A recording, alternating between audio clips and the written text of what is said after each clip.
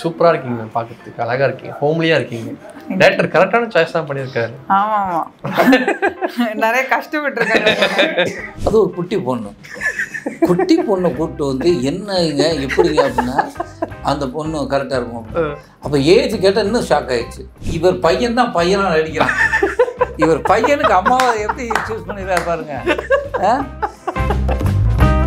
உன்னையெல்லாம் வந்து சேரன் மாதிரி ஒரு பொற்காலம் படம் தான் எடுக்கணும். ஏன்னா என் வாக்கு இப்படி இருக்கும், உன்னெல்லாம் அப்படி தான் படம் எடுக்கணும், நீ நடிக்க வந்தியா அப்படிலாம் கிண்டல் பண்ணுவானு. ஃபஸ்ட்டு டைம் ஒரு இயக்குனர் வந்து உனக்கு ஒரு பெரிய ஃபியூச்சர் இருக்குது அப்படின்னாரு. நான் அப்போ லீடராக இருக்கேன் புதுக்கோட்டையில். இப்போ நடிகரெல்லாம் பார்க்கணும் வந்து எடுக்கும்போது, சார் உங்களையும் நான் கொடுக்க மாட்டேன்ட்டேன், வீடியோ எல்லாத்தையும் எடுக்கிறேன், நான் எடுக்க மாட்டேன்ட்டேன். என்ன அப்படின்னா, ஐயா அவர் படமே வேணாம் அப்படின்னு இப்போ நானும் தரணி சாரும் ரொம்ப க்ளோஸ். அதாவது கூத்துக்கோட்டையும் தரணியும். ஆமாம், தரணி படம் பண்ணுறப்ப வா அப்படின்னு மொத்தமாக 6 பேர், விமல், நான், பாலா, சாந்தா எல்லாரும் போய் நின்று என்னடா அப்படின்னு, ஒன்றும் இல்லை வேலை இல்லை அப்படின்னு. என்ன பண்ணுவேன், நடிக்கிறேன். இதில் என்னடா இருக்கு நடிக்கிறதுக்கு உங்களுக்கு? விமலுக்கு வந்து அவனுக்கு பர்சனலாக உள்ள வந்து ஹீரோ ஆகிருக்கலாம்னு இருக்கலாம். ஆனால் நாங்கள் நினச்சி அவன் தான் ஹீரோ. ஓகே, ஏன்னா அவர் ஹீரோ ஆட்டிடியூட்ல தான் இருப்பார். அப்படி வந்து அப்படி தான் இருப்பான். வாரம் ஒரு 5 படம் ரிலீஸ் ஆகுறது. ஆடியன்ஸ் ஒரு நாளைக்கு ஏதோ ஒரு படம் பார்த்தா தான் அந்த 5 படத்தையே பார்க்குற மாதிரி ஒரு எனக்கு தெரிஞ்சு இந்த பிரச்சனை தமிழ் இண்டஸ்ட்ரியில் மட்டும்தான் இருக்குன்னு நினைக்கிறேன். மலையாளத்தில் இல்லை. மலையாளத்தில் எப்போவுமே புதுசாக ரிலீஸ் ஆகுறதுக்கு தான் இம்பார்ட்டன்ஸ் கொடுக்குறாங்க. இந்த ரீரிலீஸ் அந்த மாதிரியெல்லாம் இல்லை. நான் ஏதோ ஒரு மொக்கையான படத்தை பண்ணிட்டு ஓடணும்னு நினைக்கல, நல்ல கதைகளை பண்ணிட்டு தான் ஓடணும்னு நினைக்கிறேன். அப்போ இந்த மாதிரி கதைகள் வரணும்னா நீங்கள் இது ஓடுனா தான் வரும். எனக்கு எவ்வளவு நாள் சினிமா இருக்குதோ நீண்ட காலம் அந்த சினிமா வாழ்க்கையில் இதே லெவல் இருந்தாலும் போதும். இப்போ நடிக்க விட்டுட்டு போய் நான் வேற வேலை பாருன்னா எனக்கு என்ன வேலை பார்க்குறோம்னு தெரியாது.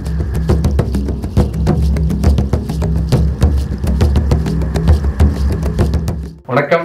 வணக்கம், எப்படி இருக்கீங்க 3 பேருமே? சிறப்பு. நீங்கள் எப்படி? ரொம்ப நல்லா இருக்கேன்.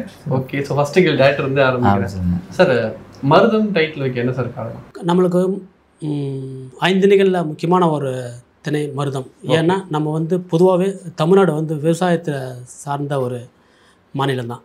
ஸோ அந்த வகையில் நான் எடுத்துக்கிட்ட கதைக்களம் வந்து ஒரு ஃபார்மரோட பிரச்சனையை பேஸ் பண்ணி. ஸோ அது வந்து ஃபார்மரோட பிரச்சனைனா ரெகுலராக அவர் விளைவிக்கிற பொருளுக்கு பிரச்சனை, விலை இல்லை வந்து பயிர் வைக்கிறதுல பிரச்சனை, அந்த மாதிரியான பிரச்சனை இல்லாமல், அது ஏற்கனவே நிறைய சொல்லப்பட்டிருக்கு. அந்த மாதிரியான பிரச்சனை இல்லாமல் ஃபார்மர் சந்திக்கிற வேற ஒரு பிரச்சனை. ஸோ அது பேசியிருக்கிறோம். அது இல்லாமல் அந்த மக்களோட வாழ்க்கையை பிரதிபலிக்கிற மாதிரியான ஒரு கதைக்காலம் பண்ணுறதுனால எனக்கு வந்து மருதம் சரியாக இருக்குன்னு தோணுச்சு. ஸோ அதுக்காக தான் மருதம் டைட்டில். ஓகே, அந்த டீசர் கட் வைக்கும் போது பார்த்தீங்கன்னா ஃப்ரண்ட்டில் வந்துட்டு யாரெல்லாம் ஸ்கேம் பண்ணாங்களோ அவங்களோட ஃபோட்டோஸ்லாம் வச்சுட்டு, அதுக்கப்புறம் இந்த உலகத்தில் எல்லாருமே யாராவது ஒருத்தனை ஏமாற்றிட்டா இருக்காங்க, அந்த மாதிரி ஏமாற்றப்பட்டவன் தான் கன்னியப்பன் அப்படின்னு சொல்லும்போது அந்த ஃபியூ ஷாட்டில், அது படத்தில் எந்த முக்கியமான ஷாட்டாக கூட இருக்கலாம், பட் அவர் தான் கன்னியப்பன் பிலீவ் பண்ண வச்சிட்டிங்க அந்த அந்த 30 செகண்டில். அது அந்த மாதிரி டீசர் கட் பண்ண என்ன காரணம்? கரெக்ட். என்னென்னா இப்போது நம்ம இப்போ இருக்கிற கண்டெம்பரரி வேர்ல்டில் நம்ம சர்வை பண்ணுறதுக்கு வந்து யார் வேணால் ஏமாற்றலாம் அப்படிங்கிற மாதிரியான ஒரு மனநிலை சர்வசாதாரணமாகிடுச்சு. நம்ம இப்போ அவனை ஏமாத்துறோமே, இப்போ அவனுக்கு ஒரு குடும்பம் இருக்கும், அது எந்தளவுக்கு பாதிக்கப்படும், நோ ஒன் கேர்ஸ். ஸோ எப்படிப்பட்ட உலகத்தில் நாம் இருக்கோம். அந்த மாதிரி ஒரு சூழ்நிலை. ஓகே, யாரோ ஒருத்தன் முன்ன பண்ண தெரியாத ஒருத்தன் பண்ணுற பிரச்சனைகள், பண்ணுற ஒரு ஸ்கேம் எப்படி வந்து சாதாரண வந்து தினமும் வாழ்வாதாரத்துக்கு போராடுற ஒரு கன்னியப்பன் மாதிரி பல பேர். Okay okay okay. ஸோ டைரெக்டாக லிங்க் இருக்குன்னு கேட்டால் கிடையாது. எவனோ பண்ணுற ஸ்கேமு எப்படி வந்து ஒவ்வொரு சாதாரண அடித்தட்டு மக்கள் எப்படி பாதிக்குது அப்படிங்கிறத நான் கனெக்ட் பண்ணணும்னு நினச்சேன். ஸோ அதுக்காக தான் அந்த டீசர். ஓகே, சூப்பராக இருக்கீங்க, பார்க்கறதுக்கு அழகாக இருக்கீங்க, ஹோம்லியாக இருக்கீங்க. டைரக்டர் கரெக்டான சாய்ஸ் தான் பண்ணியிருக்காரு. ஆமாம் ஆமாம், நிறைய கஷ்டப்பட்டுருக்காங்க என்ன தேடி கண்டுபிடிக்கிறது. ஆமாம் ஆமாம், இவங்களுக்கு முன்னாடி நிறைய பேரை நான் தேடினேன், சில பேர்கிட்ட பேசினேன், பட் எனக்கு கரெக்டாக செட் ஆகலை. அப்போ தான் மார்கழி திங்கள் படம் பார்த்தேன். ஓகே, மார்கழி திங்கள் படம் பார்த்துட்டு தான் அதில் வந்த சில சாங்ஸ் எனக்கு யூடியூப்பில் கிடச்சிது. அதை பார்த்துட்டு தான் இவங்க சரியாக இருப்பாங்கன்னு எனக்கு தோணுச்சு. அந்த எப்படின்னா நிறைய பேருக்கு தெரியுமான்னு தெரியல, பாலவனச்சோலைன்னு ஒரு படம் வந்தது 81ல். இது அவங்க என்கிட்ட சொல்லியிருக்காங்க. அப்படியா? என்ன சார் இது எந்த படம் சார்? டைரக்டர் ராபர்ட் ராஜ்சேகர், அவர் வந்து ஃபிலிம் இன்ஸ்டியூட்ல எனக்கு சீனியர், மோஸ்ட்லி சீனியர். அவங்க டைரக்ட் பண்ண ஒரு படம், முதல் முறையாக டைரக்ட் பண்ண ஒரு படம் பாலவனச்சோலை. மேடம் சுகாசினி மேடம் அதில் முக்கியமான கேரக்டர்ஸ் பண்ணிப்போம், அவங்களும் என் சீனியர். ஓகே. ஸோ அவங்க பண்ண அந்த படத்தில் வந்து ஒரு சாங், ரொம்ப பிரபலமான ஒரு சாங், ஆளானாலும் ஆளு அப்படின்னு ஒரு பாட்டு, ரொம்ப பிரபலமான பாட்டு. அந்த பாட்டு வந்து எனக்கு ரொம்ப பிடிக்கும். அந்த பாட்டு நான் நிறைய பார்த்துருக்கேன். அதில் வந்து ஒரு முகம், பர்டிகுலர் முகம், ஓகே, அந்த சாங்குக்கு வந்து ஆடிட்டு இருப்பாங்க 4 பேர். ஆடிட்டு இருக்கிறப்போ சுகாசினிக்கு பக்கத்தில் ஒரு கேரக்டர் இருக்கும், அது யாருக்கு தெரியாது. அந்த பர்டிகுலர் முகம் வந்து ரிசம்பிளன்ஸ் இவங்கள மாதிரியே இருக்கும். எப்பா எங்க இருந்து பாத்தீங்களா? எனக்கு ஆச்சரியமா இருந்தது. ஸோ அது மட்டும் காரணம் இல்லை, இந்த கதாபாத்திரம் வந்து ஒரு கிராமம் ப்ளஸ் வந்து ஒரு 5 வயசு குழந்தைக்கு அம்மா, இது எனக்கு சரியா இருக்கும்னு தோணுச்சு. ப்ளஸ் அந்த மார்கழி திங்கள் படத்தோட சாங்ஸ் இதெல்லாமே சேர்ந்து தான் உங்களுக்கு முயற்சி பண்ணேன். ஸோ ஒத்துப்பாங்களா எனக்கு தெரியாது, ஜஸ்ட் ஒரு ட்ரை பண்ணேன். தெரிஞ்சவங்க மூலிமா நம்பர் வாங்கி, அருள்தாஸ் சார் தான் நம்பர் கொடுத்தாரு, அவர் மூலிமா வாங்கி ட்ரை பண்ணேன். இது மூலம் ஒன்று உறுதியாயிடுச்சு. என்னன்னா, இந்த கதை படித்தேன், கதை சொன்னார், கதை கேட்டேன், படிச்சுட்டேன். இது ஹீரோயின் அப்படிங்கும்போது அவர் வந்து நீங்கள் யாருன்னு பாருங்க அப்படின்னு 2-3 சொல்லிகிட்டே இருந்தாங்க. அப்போது இவங்கள சொன்னாங்க, யார் இவங்க அப்படின்னு கேட்டால் மார்கழி திங்கள் அப்படின்னு. மார்கழி திங்கள்னோடனே அது ஒரு ஸ்கூல் படம், புரியுதானே? அது ஒரு குட்டி பொண்ணை கூப்பிட்டு வந்து என்னங்க எப்படிங்க அப்படின்னா, நான் சொன்னேன் அது எப்படி நடிக்க, நான் இது சொன்னேன், இதை மாற்றிலாம் பேசல, ஏங்க அது சின்ன பொண்ணு, இல்லை அந்த பொண்ணு கரெக்டாக இருக்கும் அப்படின்னு. அப்போ ஏஜ் கேட்டால் இன்னும் ஷாக் ஆகிடுச்சு. ஏஜும் சின்ன பொண்ணு எப்படி அந்த ரோலுக்கு அவங்க ஒத்துக்குருவாங்களா அப்படின்னு தான் எனக்கு இருந்தது. ஓகே, இல்லை அவங்க கரெக்டாக இருக்கும் அப்படின்னு நீங்கள் நேராக பார்த்தீங்கன்னா கரெக்டாக இருக்கும், படம் பார்த்துலாம் கரெக்டாக இருக்க முடியாது. ஏன்னா நான் அவரும் படம் பார்த்து நானும் உடனே சொன்னோன்னு பார்த்தேன். அது சின்ன பொண்ணு ஸ்கூல் ட்ரெஸ்லாம் போட்டு வந்து நிற்கிறாங்க. இப்போ ஒரு குழந்தைக்கு அம்மா குழந்தைக்கு அம்மா வந்து எந்த ஹீரோயின் ஒத்துப்பாங்கன்னு தெரியாது. இப்போ அதுதான் சிக்கல். நம்ம எனக்கு வர படங்கள்லாம் குழந்தைக்கு அப்பா ரோல். இப்போ அந்த பேர் பிடிக்கிறது பெரிய சிக்கல். கரெக்டு. அப்போ இப்போ தான் அறிமுகமாயிருக்கும், ஒரு படம் தான் வந்திருக்கு. அவங்கள எப்படி கூப்பிடுவாங்கன்னா, அப்புறம் நாங்கள் லொக்கேஷன் பார்க்கும்போது இவங்க பெங்களூர்லேருந்து இவங்க மதுரை அவங்களும் வந்தாங்க. நேராக பார்த்துட்டு அப்போ அவங்க சொல்லிட்டாங்க ஓகேன்னா அவங்க கமிட் பண்ணிட்டாங்கன்னு வச்சுங்களேன். நான் அப்படி பார்த்தது, இவர் எப்படி பார்த்தாரு படத்தில் வந்து சின்ன பொண்ணெல்லாம் இருக்கு, எப்படி இவருக்கு தெரியும் அப்படின்னு. அப்புறம் தான் இப்போ ஒரு டீட்டெயில் தெரியுது. இவர் வந்து இவ்வளோ இல்லை, அதை விட இன்னொரு கதை இருக்குது.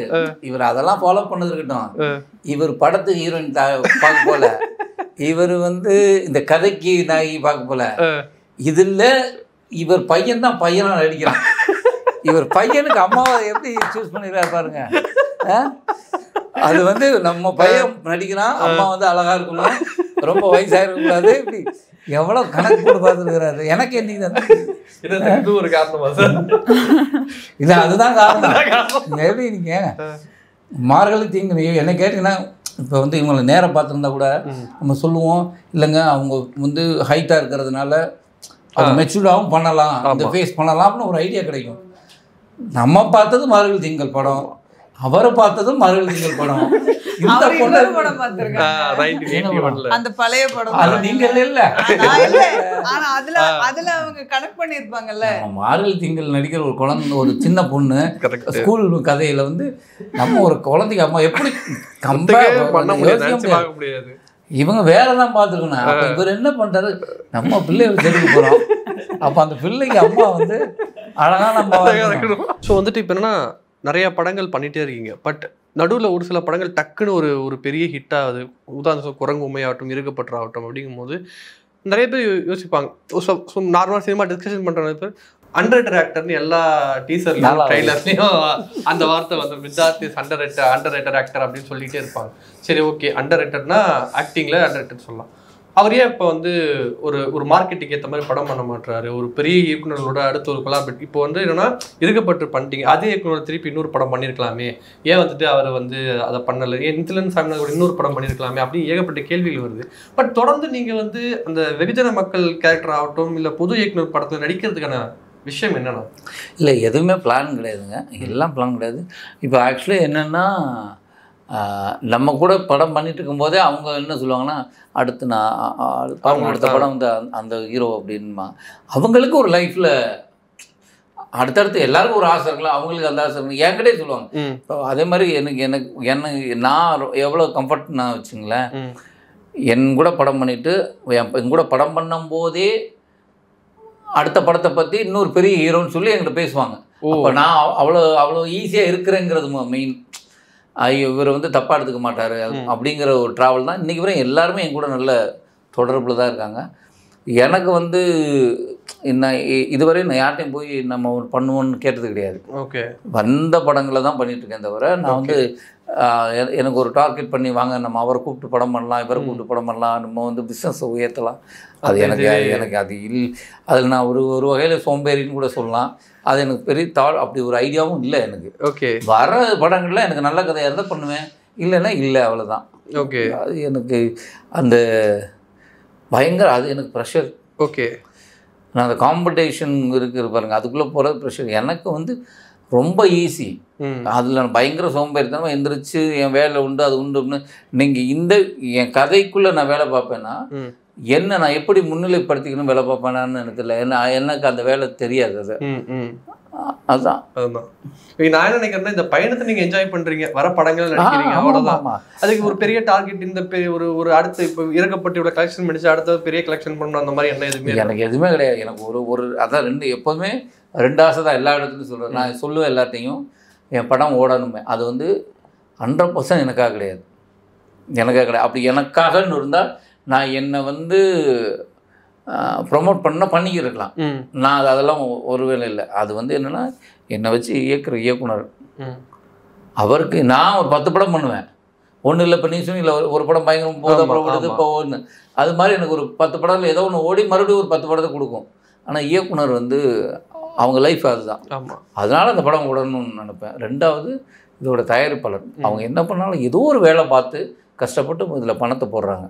அவங்களுடைய பணம் திருப்பி வந்தால் தான் அடுத்த படமே பண்ண இதுவாக இருக்கும். அப்புறம் நான் வந்து நான் ஏதோ ஒரு ஒரு மொக்கையான படத்தை பண்ணிவிட்டு ஓடணும்னு நினைக்கல, நல்ல கதைகளை பண்ணிட்டு தான் ஓடணும்னு நினைக்கிறேன். அப்போ இந்த மாதிரி கதைகள் வரணும்னா நீங்கள் இது ஓடுனா தான் வரும். இதுக்காக மட்டும் தான் பேசணும். 100% பர்சனலாக நம்ம இந்த படம் ஓடிடும், அடுத்து படம் வந்து நம்ம வந்து பெருசாக போகலாம் அப்படின்னா, நான் இப்போ ஒரு 7-8 படம் பண்ணியிருக்கேன். 2 டயத்தில் 8வது படம் பண்ணிகிட்ருக்கேன் இப்போ சைமில்டேனியஸாக. அது வந்து அப்படின்னா நான் எனக்கு எல்லா படமும் நல்லா இருக்குங்கிறது தான், அதனால தான் ஒத்துக்கிறேன். இது ஓடுனா அடுத்து சம்பளம் ஏறும் அப்படின்னா நான் மிச்சது எல்லாத்தையும் கமிட் படம் பண்ண முடியாது. எனக்கு வந்து நமக்கு வந்து நடிக்க பிடிக்கும், நடிக்க ஒரு வாய்ப்பு கிடச்சிருக்கு, அவ்வளோதான். அதுக்கு வேலைக்கான ஊதியம், அவ்வளோதான். தவிர எனக்கு வந்து நான் இப்போயும் நினைக்கிறது என்னென்னா, எனக்கு எவ்வளவு நாள் சினிமா இருக்குதோ நீண்ட காலம் அந்த சினிமா வாழ்க்கையில் இதே லெவல் இருந்தாலும் போதும். ஆனால் அது மட்டும் இருக்கணும்னு ஆசைப்படுவேன். ஓகே, எனக்கு இப்போ நடிக்க விட்டுட்டு போய் நான் வேறு வேலை பாருன்னா எனக்கு என்ன வேலை பார்க்குறேன் ஒன்றும் தெரியாது அந்த மாதிரி. அதனால எனக்கு நடிக்க மட்டும் வாய்ப்பு இருந்தால் போதும், தவிர இந்த லெவல் எனக்கு சம்பளம் ஜாஸ்தி ஆகணும், அது ஆகணும், இல்லை அவ்வளோ அதெல்லாம் இல்லை. ஓகே, ஸோ பொதுவாகவே வந்து ஒரு விஷயம் சொல்லுவாங்க, என்ன சொல்லுவாங்கன்னா, தமிழ் சினிமாவில் தமிழ் பேசுகிற கதாநாயகிகளுக்கு வந்து பெருசாக வாய்ப்பு கிடைக்க மாட்டேங்குது அப்படின்னு ஒரு விஷயம் எப்பயுமே சொல்லுவாங்க. நானும் அதான் பார்க்குறேன். என்ன பார்க்குறேன்னா, தமிழ் பேசுகிற தமிழ் இண்டஸ்ட்ரியிலேருந்து க்ரோத் ஆன ஒரு ஆக்டர்ஸ் பார்த்தா பெரிய படங்கள்ல இல்லை ஒரு தமிழ் நல்லா பேசுகிறேனே, அதுதான் மேம் சொல்கிறேன், அதுதான் சொல்கிறேன். அந்த மாதிரி ஒரு பெரிய சான்ஸ் வருதான்னு கேட்டால் இன்னுமே அதர் இண்டஸ்ட்ரியல்ஸ் தான் நிறைய பேரை கூப்பிட்டு வராங்க. அதை நீங்கள் எப்படி பார்க்குறீங்க? அதை அக்செப்ட் பண்ணிக்கிறீங்களா? அப்படிதான் இருக்குன்னு நினைக்கிறீங்களா? இல்லை தமிழ் இண்டஸ்ட்ரி இங்கே தமிழ் பெண்களுக்கு முக்கியத்துவம் கொடுக்குறாங்கன்னு நினைக்கிறீங்களா?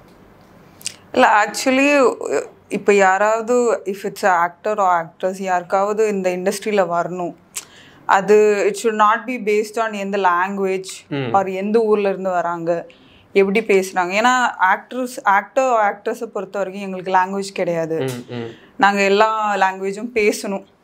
ஸோ இப்போ நான் பாலக்காடில் இருந்து வரேன், ஆனால் நாளைக்கு நான் தெலுங்குல போவேன், மலையாளமில் போவேன், இப்போ தமிழ் பண்ணிகிட்ருக்கேன்.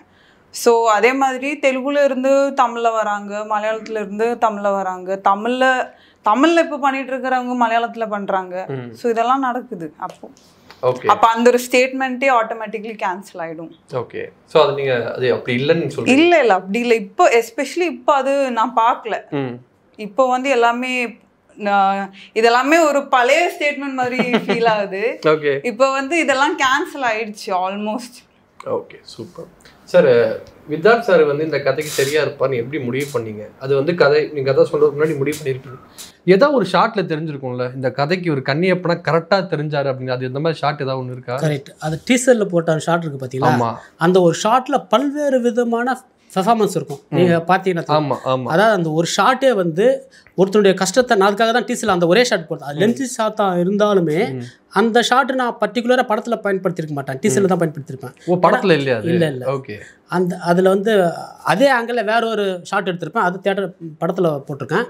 இந்த பர்டிகுலர் ஷார்ட் வந்து நான் எடுக்கிறப்ப இது வந்து ஏன்னா அந்த ஒரு ஷார்ட்லேயே வந்து பல்வேறு விதமான பாடி லாங்குவேஜ், பெர்ஃபார்மன்ஸ் எல்லாமே வந்து கொடுத்துருப்பாரு. அதை நான் வந்து பொக்கிஷம் மாதிரி வச்சுக்கிட்டேன் நான். ஓகே. எடிட்டர் கூட நான் சொல்லலை, அந்த படத்தில் எங்கேயும் போடாதீங்க, அது எனக்கு வேணும்னு சொல்லி வச்சுருந்தேன். ஏன்னா அந்த ஒரு ஷார்ட் உங்களுக்கு நீங்கள் பார்த்துறப்போ கன்வே பண்ணியிருக்கோம். நடந்து வர்றது பார்க்குறப்ப அந்த வெயில், உச்சி வெயில், அந்த தார் ரோடு. நாங்கள் அந்த ஷார்ட் எடுக்கிறப்ப அரௌண்ட் ஒரு 12 o'clock இருக்கும். நீங்கள் யோசிச்சு பாருங்க, மே மாதம் 4ஆம் தேதியோ 3ஆம் தேதியோ நான் அந்த ஷார்ட் எடுத்தேன், வேலூர் மாவட்டம். அப்போ யோசிச்சு பாருங்க அங்கே என்ன வெயில் இருக்கும். அந்த வெயிலில் ரொம்ப ரியலாக இருந்தது. அது வெயிலில் தார் ரோட்டில் உச்சி வெயிலில் நடக்க வச்சேன். கஷ்டம் தான் சார், ரொம்ப கஷ்டப்பட்டேன். ஏன்னா கிட்டத்தட்ட ஒரு 200 meters நான் நடக்க வச்சுட்டேன். Okay okay okay. எதுக்காகனா அந்த அந்த கன்னியப்பங்கிற கேரக்டரோட ஓல் கஷ்டமும் வந்து அந்த பர்டிகுலர் ஷார்ட்ல எனக்கு தெரியணும். ஏன்னா ஒரு வேரியேஷன் கொடுப்பாரு எனக்கு தெரியும். ஸோ அதனால் வந்து நான் வந்து கிட்டத்தட்ட ஒரு 200 meter நடக்க வச்சுட்டேன். தார் ரோட்டில் வண்டி நிறைய போகும் வரும். 4 அந்த காணல் நீர்லாம் போயிட்டு இருக்கும். நான் என் கேமராமேன்ட்ட சொல்லிட்டேன், ஸோ இதெல்லாம் சேர்த்து கேப்சர் பண்ணுன்னு சொல்லிட்டேன். ஸோ வண்டி போகிறது வர்றது, 4 காணல் இருக்கிறது, தாரில் லாங்கில் டெப்த்தில் காரணம் தெரியும், இது எல்லாமே எனக்கு வேணும். அதில் இவர் பர்ஃபார்ம் பண்ணிடுவார் எனக்கு தெரியும். அதனால தான் இந்த 200 meter நடக்க வச்சுட்டு அதில் வேரியேஷன் எமோஷன்ஸ் வரும், ஃபாலோ பண்ணிட்டு வான்னு சொன்னேன். ஸோ ஒரு அவ்வளோ தூரம் வெயில் நடந்ததார், எனக்கு கஷ்டமாக இருந்தது. ஆனால் அந்த பர்டிகுலர் எமோஷன் இவர் கொடுத்துருவாருன்றதுனால அந்த ஒரு பர்டிகுலர் ஷார்ட் நான் அதுக்கு தான் எடுத்தேன். ஸோ இந்த கேரக்டரோட மொத்த எமோஷன், அந்த டெப்த்து அதில் வரும் அப்படின்றதுக்காக தான் அது அந்த ஒரு ஷார்ட் உங்களுக்கு சொல்லும். அவர் என்ன மாதிரி கேரக்டரைசேஷன், அவருக்குள்ள இருக்கிற வழி என்ன, அதுக்காக தான். ஆக்சுவலி இவர் சொல்லும்போது எனக்கு இந்த டீசர் வந்தோடனே இங்கே ஒரு டாக்டர் இருக்கார் சுதன். ஓகே. அவர் எனக்கு உடனே இதாக இந்த மருதம் டீசர் பார்த்தீங்கன்னா அவர் பேச்சே ஒரு அழகாக இருக்கும். ஓகே. அவர் நல்ல ஒரு சிங்கரு, நல்ல ஒரு ஆர்டிஸ்ட், பெயிண்டிங் நல்லா பண்ணுவார், ஃபோட்டோகிராஃபர். அவர் இந்த ஷார்ட்டை வந்து இப்போ இவர் எவ்வளோ டீட்டெயில் சொன்னாரோ இவ்வளோ டீட்டெயில் அவர் பேசினார். ஓகே. இப்போ என்னன்னா ஒரு ஆடியன்ஸுக்கு இது நமக்கு அதெல்லாம் இல்லை. நம்ம ஒன்று நீங்கள் அவர் என்ன சொல்லிட்டாரு, இந்த நீங்கள் நடந்து வர போகிறீங்க, உங்களுக்கு இவ்வளோலாம் பிரச்சனை இருக்குது, அவ்வளோதான், அந்த பிரச்சனை நம்ம எடுத்துகிட்டு வந்துட்டோம், அது போயாச்சு. இவர் இது ஏன் போட்டிங்கன்னு நான் சொல்லவும் இல்லை. இப்போ அவர் பேசுனீங்க சொல்லலை எனக்கு. இப்போ இவர் பேசும்போது எனக்கு அவர் ஃபோனில் பேசினார். இப்போ 2 நாளைக்கு முந்தானத்து தான் பேசினார். ஃபோன் பண்ணி என்ன அது வந்து ஃபுல் மூவியும் அவர் கதை சொல்ல ஆரம்பிச்சிட்டாரு. இவனுக்கு கதையெல்லாம் சொல்லுன்னா அது அவர் மைண்டில் போயிடுச்சு. அப்போ ஒரு இயக்குனர் வந்து தான் நினைப்பதை எடுத்ததை அது போய் ரிசல்ட் அதுதானே. கண்டிப்பாக. எனக்கு என்னென்னா இப்போ இவர் சொல்கிறதும் அவர் சொல்கிறதும் நான் இது நாள் வரை அவர்கிட்ட நான் ஷேர் பண்ணல. என்னென்னா அவர் வந்து சீனை பற்றி பேசிட்டு இருக்காரு. அது எப்போதுமே புதுசாக இதெல்லாம் பற்றி பேசுறதில்ல. இப்போ அவர் பேசணுன்னு எனக்கு அப்படியே ரீகால் பண்ணுறேன், அவர் பேசிகிட்டு இருக்காரு, அப்படியே இருக்கு. Okay okay okay. மேம் உங்களுக்கு என்ன ஒரு ட்ரீம் ரோல்னா என்ன, இதுதான் நான் பண்ணியே ஆகணும்ப்பா அப்படின்னா எது, என்ன மாதிரி? இதுதான் நான் பண்ணி ஆகணும் அந்த மாதிரி எதுவுமே இல்லை. ஒரு ஆசை ட்ரீம் ரோல்னு சொல்கிறதுக்கு அந்த மாதிரி எதுவுமே இல்லை. I want be part of good movies, ஒரு இம்பேக்ட் கொடுக்கணும். நான் பண்ணுற கேரக்டர் எல்லாருக்கும் கனெக்ட் ஆகணும், ரிலேட்டபிளாக இருக்கணும், இந்த மாதிரி ரோல்ஸ் பண்ணணும். அட் த சேம் டைம் ஒரு ஆக்சுவலி ஒரு சின்ன ஒரு ஆசை இருந்துச்சு, ஒரு காமெடி பண்ணணும்னு ஒரு ஆசை. அது எனக்குள்ள இருக்கான்னு எனக்கே சேலஞ்ச் பண்ணி பார்க்கணும். ஒரு நம்ம உருவஷி மேம் எல்லாம் பண்ணியிருக்காங்கல்ல, மலையாளத்தில் நிறைய பண்ணியிருக்காங்க காமெடி. அது அது ஒரு அந்த மாதிரி ஒரு சின்ன ஒரு ஆசை இருக்கு. ஒரு ஹீரோயின் பிளஸ் காமெடி பண்ற மாதிரி. ஹீரோயின் காமெடி ரோல்ஸ் வருதே, ஸ்கிரிப்ட் அந்த மாதிரி கம்மி, ரொம்ப கம்மி. ஒரு காலத்துல வந்துருச்சு, இப்போ இல்ல, இப்போ கம்மி. ஆனா அந்த மாதிரி ஒரு கேரக்டர் பண்ணா நல்லா இருக்கும். பண்ணலாம் ஆசைப்பட்டீங்க இல்லையா, நினைச்சிங்க பாருங்க. ஊர்வசி மாதிரி நின்னதுக்குல்ல, ஆமா பெரிய விஷயம். எல்லாரும் வந்து அது இந்த வயசு பொண்ணுங்க வந்து அவங்களுக்கு வந்து வேற மாதிரி ஆமா படங்கள் யோசிப்பாங்க. ஆனால் அவங்க படங்கள் யோசிக்கிறத தாண்டி எனக்கு ஊர்வசில பா என்ன ஆக்ட்ரஸ், ஐயோ பயங்கரமா இருக்கும் அம்மாடி. ஓகே. ஸோ உங்களுக்கு நான் வந்து ஒரு 4 ஃபோட்டோ மட்டும் காட்டுறேன். அந்த ஃபோட்டோ மெமரி மட்டும் சொல்லுங்க. இது நிறைய பேர் கேட்டிருப்பாங்கன்னு தான் நினைக்கிறேன். சரி, எனக்கு ரொம்ப நாள் இதெல்லாம் கேட்கணும்னு இருந்துச்சு. நான் இதுக்கு மாதிரி 3வது என்ட்ரி எடுக்கிறேன். அதனால சரி ஓகே இந்த வாட்டி கேட்டுருவோம் அப்படிங்கிறது தான். ஸோ வந்து ஃபஸ்ட்டு இந்த ஃபோட்டோ சண்டைக்கோழியில நீங்க தான் வந்துட்டு அந்த மேல இருக்கிற ரூம்மேட்டு. இந்த கதாபாத்திரம் வந்து படத்துக்கு வந்து அந்த இடத்துக்கு ரொம்ப முக்கியமான. இந்த ரோல் எப்படி நான் வந்துச்சு லிங்குசாமி சார்? ஆக்சுவலி அது ஒரு பெரிய கதைங்க. லிங்குசாமி சார் வந்து நான் சிடிவியில் மின்னல் படம் பண்ணிட்டு இருக்கிறேன். ஆமா, நீங்களே சிடிவியில் வந்து அவர் கதை சொல்ல வர்றாரு. ஓகே. 2-3 தடவை மீட் பண்ணியிருக்கேன். அதில் எனக்கு தெரியாது. அதில் குமார்னு ஒரு பையன் வந்து டேய் லிங்குசாமி சார் வந்து அங்கே உட்காந்துருக்கான். அவன் லிங்குசாமின்னு சொன்னான். லிங்குசாமி அங்கே உட்காந்துருக்காரு, நான் அவர்கிட்ட சொல்கிறேன், நீ போய் பாரு அப்படின்னா. சூப்பர் குட்டில். அப்போ நான் சூப்பர் குட்டில் வந்து அவர்கிட்ட சான்ஸ் கேட்டேன்ல. என்ன படம்? ஃபஸ்ட்டு படம் ஆனந்தம். ஃபஸ்ட்டு படத்தில் போய் சான்ஸ் கேட்குறேன். அப்போது வந்து கேட்டபோது சின்ன பையன், இப்போ இதுலேயே எப்படி இருக்குன்னு அது ரொம்ப சின்ன பையன். அந்த டைத்தில் வந்து அப்போது ஸ்கூல் விட்டுட்டு வந்தது. நான் சான்ஸ் கேட்டேன் இந்த மாதிரி அப்படின்னா, அவர் வந்து இல்லைங்க இப்போ தான் எல்லாம் கமிட் பண்ணியாச்சு, ஒன்றும் இல்லை நான் சொல்கிறேன் அப்படின்ட்டார். நான் இறங்கி வந்துட்டேன். அவர் வந்து அப்போ ஃபோன் கால் லேண்ட்லைன் தான், ஃபோன் பேசுறது. அவர் மேலேருந்து கீழே வர்றாரு, ஃபோன் பேசியிருக்க. நான் வந்து இந்த பையனை ஆஃபீஸ் பையனை பார்க்குறது நின்றுட்டு இருக்கல, அவர் ஃபோன் பேசிட்டு என்னை பார்க்குறாரு. அவர் பார்க்குறாரு, நமக்கு ஒரு மாதிரி நர்வஸ் ஆகி அப்படி இறங்கி நடக்க போனேன்னா கூப்பிட்டார், தம்பி அப்படின்னாரு. சார் அப்படின்னா, நடிக்கிறத ட்ரை பண்ணுறதை விட்டுறாதீங்க, உங்களுக்கு பெரிய ஃபியூச்சர் இருக்குன்னாரு. ஏதோ நம்ம வந்து அதுவே ஒரு கற்பனைப்பா. ஒரு டேரக்டர் வந்து ஏன்னா என் ஃப்ரெண்ட்ஸில் சொல்லுவானுங்க, உன்னையெல்லாம் வந்து சேரன் மாதிரி ஒரு பொற்காலம் படம் தான் எடுக்கணும், ஏன்னா என் வாக்கு இப்படி இருக்கும், உன்னெல்லாம் அப்படி தான் படம் எடுக்கணும், நீ நடிக்க வந்துட்டியா அப்படின்லாம் கிண்டல் பண்ணுவானு. ஃபஸ்ட்டு டைம் ஒரு இயக்குனர் வந்து உனக்கு ஒரு பெரிய ஃபியூச்சர் இருக்குது அப்படின்னாரு. எனக்கு அது ரொம்ப பயங்கர இதாகிடுச்சு. இப்போ அந்த படம் ஹிட்டு. 2வது கூத்துப்பட்டுறைக்கு அவர் நடிகர்கள் தேர்ந்தெடுக்கிறார். நான் கூத்துப்பட்டில் இருக்கேன்.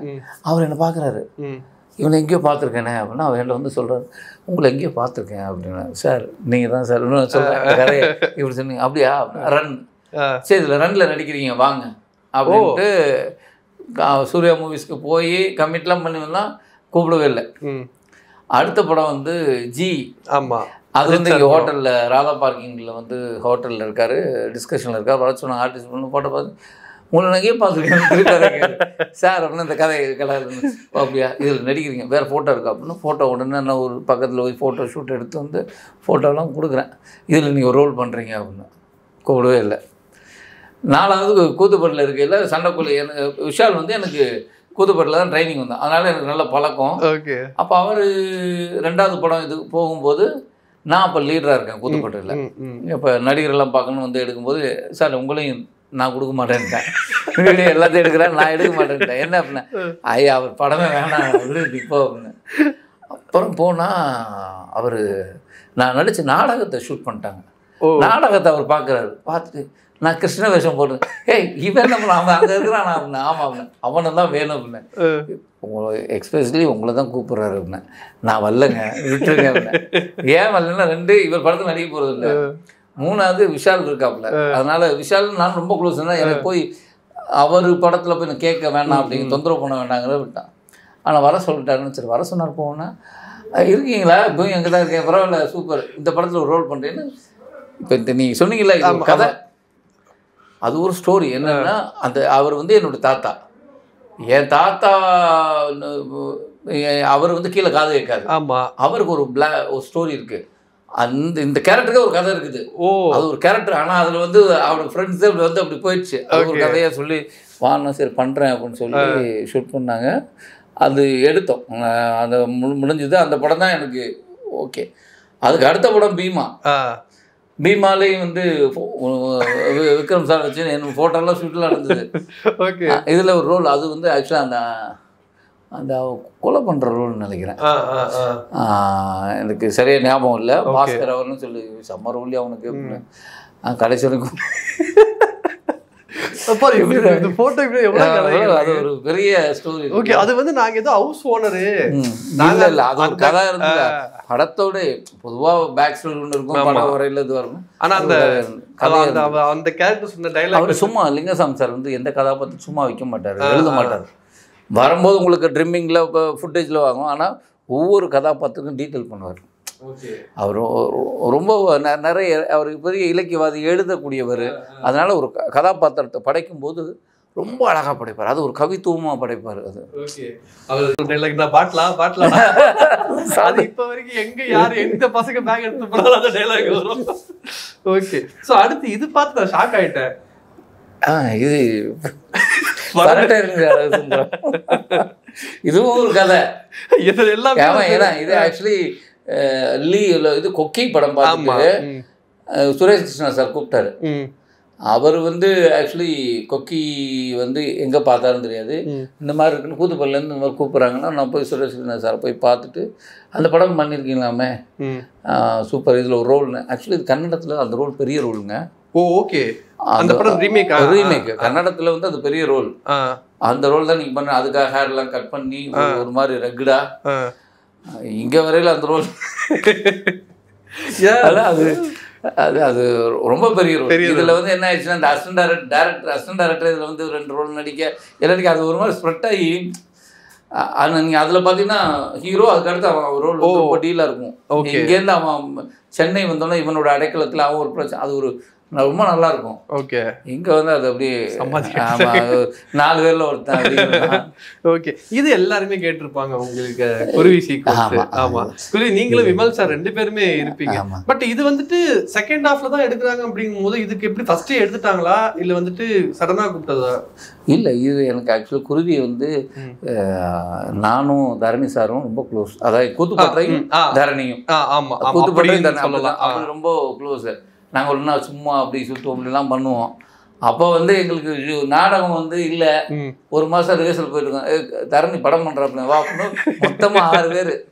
அந்த ஆமாம், விமல், நான், பாலா, சாந்தா எல்லாரும் போய் நின்று என்னடா அப்படின்னு, ஒன்றும் இல்லை வேலை இல்லை அப்படின்னு. என்ன பண்ணுவேன், நடிக்கிறேன். டே இதில் என்னடா இருக்குது நடிக்கிறதுக்கு உங்களுக்கு, இது ஒன்றும் இல்லை ஏங்க ஏதாவது ஒன்று கூப்பிடுங்க அப்படின்னு. சரி வாழ டே அந்த கம்பெனி போட்டு எத்தனை பேர்ரா 7 பேர் போட்டுக்கிறாரு. 7 பேர் போட்டு ஒரு அமௌண்ட்டு அதில் அப்படி தான் வந்தோம். இல்லை ரோல்லாம் கிடையாது. நாங்கள் அங்கே போயிட்டு விஜய் சார் ஃப்ரெண்டு, அப்படியா நின்னா விஜய் சார் ஃப்ரெண்டு, அவ்வளோதான்.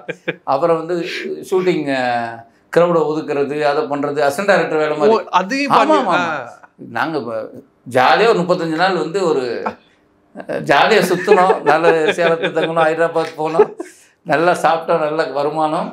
நமக்கு வந்து நடிக்க சொல்லும்போது நடிக்கிறது, மித்தபடி அரட்டை அடிக்கிறது, பேசுறது ஜாலியாக இருக்கும். எங்களுக்கு அது ஒரு நல்ல எக்ஸ்பீரியன்ஸ் தான். ஓகே, ஸோ இது வந்துட்டு எங்கே இருக்கீங்க கண்டுபிடிங்க?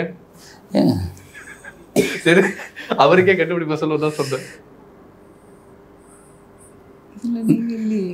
இருக்கேன் இந்த ரெட் கலர் டிஷர்ட். இது வந்து என்ன படம்? இது ஞாபகம் இல்லையா?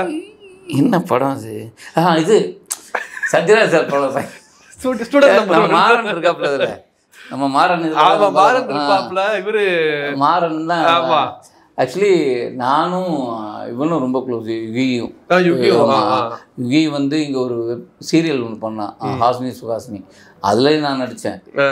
அதில் எனக்கு ரொம்ப க்ளோஸ் ஃப்ரெண்டு. இப்போ இந்த படம் வந்தோடனே இதில் எனக்கு ஒரு சின்ன பிட் சாங்லாம் இருக்கும்.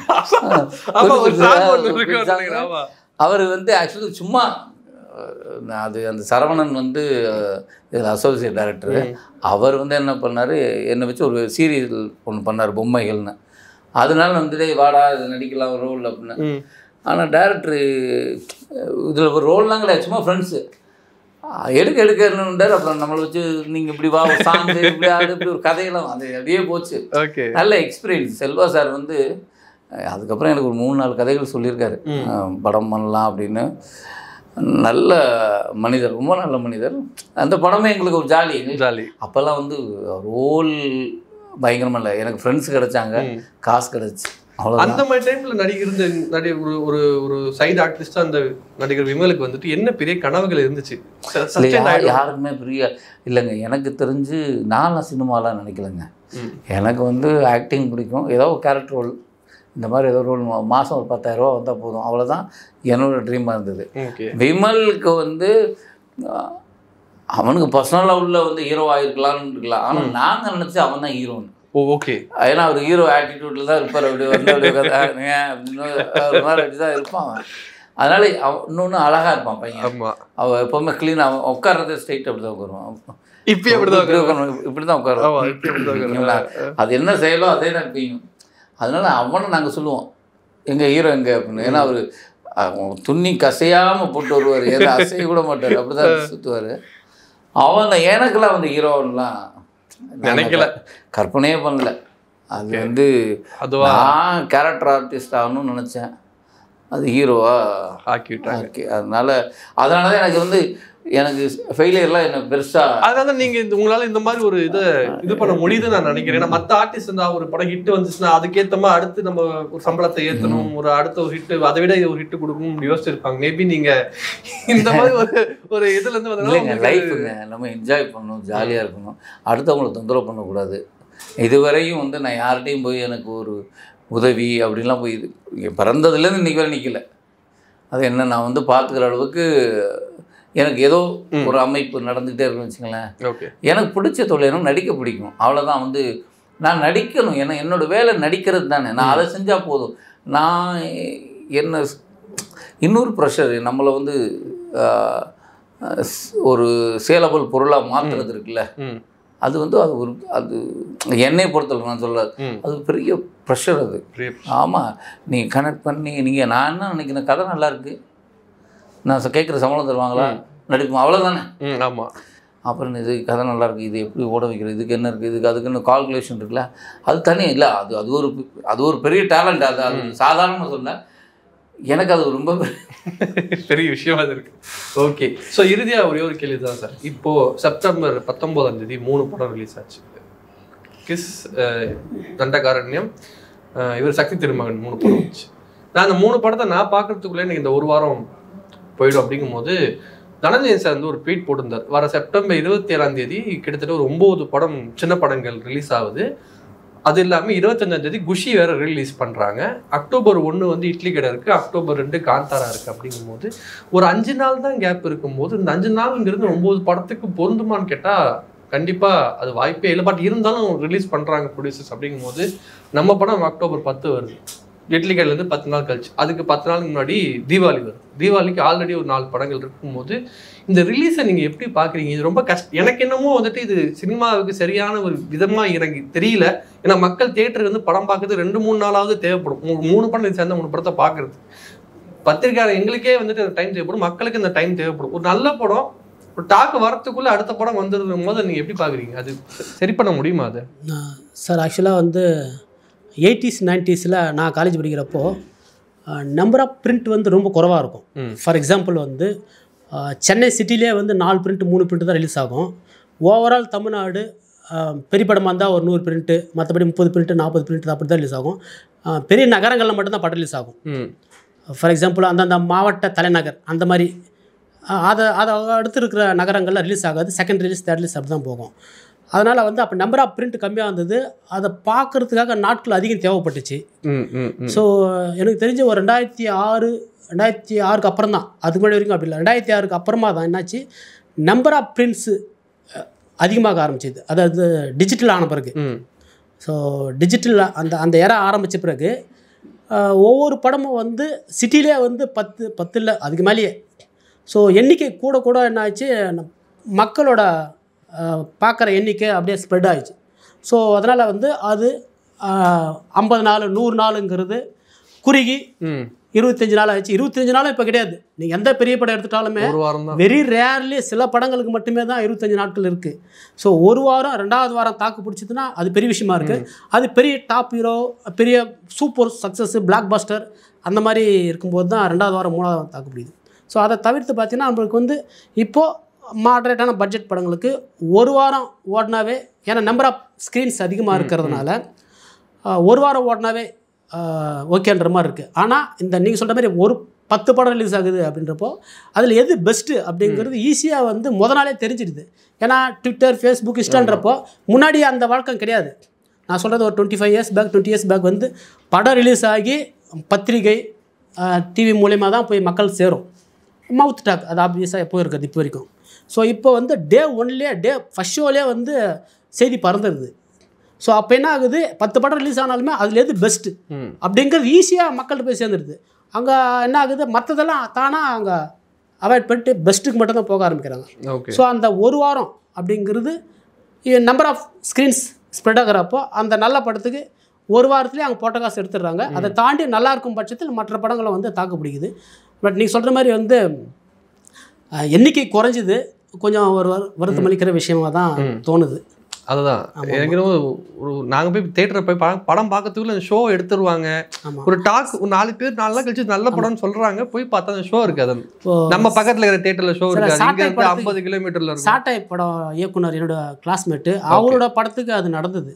ஆக்சுவலாக வந்து முதல் வாரம் நல்லா இருக்கு அப்படின்ற டாக் போய் சேர்றதுக்குள்ளேயுமே 2-3 வாரத்திலே படம் தூக்கிட்டாங்க. ஏன்னா நான் அப்போ வந்து இன்னொரு படத்துக்காக பைலட் தேட்டருக்கு போயிருந்தேன். அப்போ அங்கே இருக்கிற நபர்கள் பேசிக்கிட்டாங்க, சாட்டை நல்லா இருக்குன்னு சொல்கிறாங்கப்பா, ஆனால் எந்த தேட்டரில் ஓடுதுன்னு தெரியலன்றாங்க. நான் சொல்கிறது 10 வருஷத்துக்கு முன்னாடியே. இப்போ போகுமிடம் வெகு தூரம்லேயே நல்ல படம் பரவத்துக்குள்ளேயுமே போயிடுச்சு தேட்டர். ஸோ இந்த மாதிரி இதை நீங்கள் எப்படி நான் பார்க்குறீங்க? இந்த ஒரு வாரம் ஒரு 5 படம் ரிலீஸ் ஆகுறது ஆடியன்ஸுக்கு வந்து ஒவ்வொரு 5 நீங்கள் அதாவது ஆடியன்ஸ் ஒரு நாளைக்கு ஏதாவது ஒரு படம் பார்த்தா தான் அந்த 5 படத்தையே பார்க்குற மாதிரி. எனக்கு தெரிஞ்சு இந்த பிரச்சனை தமிழ் இண்டஸ்ட்ரியில் மட்டும்தான் இருக்குன்னு நினைக்கிறேன். மலையாளத்தில் இல்லை. மலையாளத்தில் எப்போவுமே புதுசாக ரிலீஸ் ஆகுறதுக்கு தான் இம்பார்ட்டன்ஸ் கொடுக்குறாங்க. இந்த ரீரிலீஸ் அந்த மாதிரியெல்லாம் இல்லை. ஓகே, ரீரிலீஸ் ஏதாவது பழைய மோகன்லால் கிளாசிக் மூவியெல்லாம் எப்பயாவது ஏதாவது சின்ன தியேட்டரில் ரிலீஸ் ஆகும். இந்த மாதிரி பெரிய PVR ஐமேக்ஸ்லலாம் எப்போவுமே புது மூவிஸை தான் அது அவங்க ப்ரொமோட் பண்ணுறாங்க, தியேட்டர்ஸாக சேர்ந்து அது பண்ணுறாங்க. மலையாளத்துலேயும் தெலுங்குலேயும் எனக்கு தெரிஞ்சு, கன்னடாவில் நான் பெங்களூர் செட்டில் அதனால எனக்கு கொஞ்சம் கன்னடா மூவிஸ் தெரியும். கன்னடாலையும் புது மூவிஸாக இருந்தாலும் இப்போ நல்ல சப்ஜெக்டாக ப்ரொமோட் பண்ணுறாங்க புதுசாக வருது. ஸோ நான் பார்த்ததில் வச்சு I am acting in Telugu also. So நான் பார்த்ததில் வச்சு இந்த இஷ்யூ நான் தமிழில் மட்டும்தான் பார்த்துருக்கேன். நீங்கள் இதை எப்படி பார்க்குறீங்கண்ணா? வீட்டில் இருந்து இல்லை இந்த ஒரு சுச்சுவேஷன் ஏதாவது பண்ண முடியுமா அப்படின்னு நினைக்கிறீங்களா? இல்லைங்க, நம்ம என்னங்க பண்ண முடியும்? இன்றைக்கி வந்து ஆக்சுவலி என்னென்னா எல்லாரும் ஒரு போர்டில் மீட்டிங் போட்டு இப்படி தான் வருஷத்துக்கு பெரிய படங்கள் இப்படி வரணும், சின்ன படங்கள் இப்படி வரணும் ஒன்று பண்ணாங்க. அதெல்லாம் நடைமுறைப்படுத்துறது ரொம்ப பெரிய சிக்கல் இருக்குது. அது அந்த இடத்துல பேசுகிறாங்க. ஆக்சுவலி இங்கே புதுசாக தயாரிக்கிறவங்க ஒவ்வொரு படத்தையும் எப்படியா கொண்டு போய் சேர்க்கணும், தேட்டரு இந்த நாள் விட்டால் முதல்லலாம் வந்து ஒரு 15-20 நாள் கேப் இருக்கா, 1 மாதம் கேப் இருக்கான்னு. இப்போல்லாம் 1 வாரம் 1 நாள் போதுங்கிற கேப்புக்கு வராங்க, புரியுதுங்களா? ஆனால் ஒரு வாரம் நல்லா இருந்தால் அது ஓடும். நல்லா இருக்குன்னு தெரியறது 1 வாரம் ஆயிடுது. ஆமாம், இப்போ அதுதான் சொல்லுவேன். என்னென்னா ஒரு 3 நாள் படம் தாக்கு பிடிச்சி நின்னா அடுத்த வாரம் கடந்துருவோம்னா, இந்த 3 நாள் தாக்கு பிடிச்சி நிற்கிறதுக்கு இருக்குல்ல, அப்போ தான் தேட்டரில் வந்து ஒரு 10 பேர் பார்க்குறா, 20 பேர் பார்க்குறா, 30 பேர் பார்க்குறாங்கன்னா இவங்க போய் செம்மையாக இருக்கே அப்படின்னா 2-3 நாள் பிக்கப் ஆகும். இந்த 3 நாளைக்கு இந்த பண்ணுற சின்ன தயாரிப்பாளர்கள் தாக்கு பிடிக்கிறதுக்கு முதல்ல அவங்களுக்கு சப்போர்ட் பண்ணணும். இப்போ அது ஒன்று இருக்குல்ல, மன ரீதியாக அவங்களுக்கு என்ன ஆச்சுன்னு கூட தெரியாது. ஆச்சுன்னு நல்லா பணம் தூக்கிட்டிங்கிற கணக்காக தான் இருக்கும். அது கஷ்டம்தான். நம்ம இப்போ சொல்கிறோம்ல, எல்லாருக்கும் ஒரு அவேர்னஸ், எல்லாத்துக்கும் ஒரு விடிவு காலம் வராதாங்கிறது தான். நல்ல படம் வேணும்னு கேட்குறீங்க, நல்ல படம் எடுத்திருக்காங்க, அது யார்? அது நம்ம படம் இல்லை, நான் எடுக்கிற நல்ல படங்கள் எல்லா படங்களும் சொல்கிறேன். அந்த படங்களுக்கு சப்போர்ட் பண்ணால் தான் அடுத்து எடுக்க முடியும். கண்டிப்பாக. ஆனால் மக்களும் அப்பப்போ சில படங்கள் கவனிக்கப்பட்டுச்சுன்னா சப்போர்ட் பண்ணிடுறாங்க. நீங்கள் வந்து சின்ன படங்கள் கவனிக்கப்பட்டுச்சுன்னா மக்கள் கொண்டாடுறாங்க. எல்லா படத்துக்கும் வரணும் தான் அந்த கவனிக்கப்பட வைக்கணுமே, அதுதான் பிரச்சனை. நீங்கள் வந்து கவனிக்கப்பட வைக்காமல் இப்போ என்னென்னா, நீங்கள் மக்கள்கிட்ட கொண்டு போய் சேர்க்காமலே எந்த போலன்னு சொல்கிறத விட மக்கள்கிட்ட கொண்டு போய் சேர்க்கணும். சேர்க்கறது பெரிய தொகை, படத்துக்கு எடுக்கிற அளவுக்கு தொகை செலவாகுது. ஆனால் இதெல்லாம் பிளான் பண்ணி தான் பண்ணேன். ஏன்னா ஒரு வியாழக்கிழமை ஒரு படம் ரிலீஸ் ஆகுது, நல்லா இருக்குன்னு ரிவ்யூ வருது, நான் போய் இது இன்னொருத்தட்ட சொல்கிறேன்னா அது அடுத்த வெளியே அவங்க திங்கக்கிழமைக்கு போயிடுறாங்க. சரி வேலை நாட்கள்ல அவங்க வேலை நாட்கள்ல போக முடியாது, இறுதி வாரத்தில் போற பார்த்தா அந்த வாரம் வேற 2 படம் வந்துருது, இந்த படத்தோட ஷோ கிடைக்க மாட்டேது. அப்போ அது வந்து அந்த கெடு ஒரு வாரத்திலேயே முடியுது.